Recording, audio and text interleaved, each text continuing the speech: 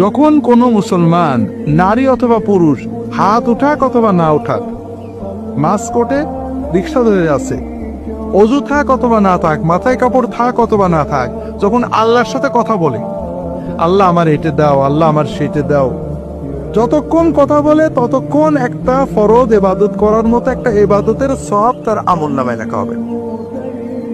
2 নম্বর লাভ হলো, এই যে দোয়া করছেন, আল্লাহ কোনো দোয়া ব্যর্থ করেন না।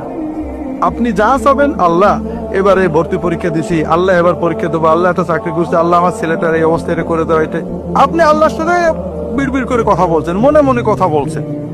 আল্লাহর কাছে যাই চাবেন, আল্লাহ সঙ্গে সঙ্গে দোয়াটা কবুল করে নেবেন। তবে আল্লাহ দেবেন 3 ভাবে, 1 ভাবে। হয় যেটা চাইছেন ওইটা দেবেন, নইলে আপনার একটা বিপদ কাটিয়ে দেবেন, নইলে আল্লাহ আখিরাতে জান্নাতে আপনার জন্য সব জমা করে রাখবেন। লস নেই।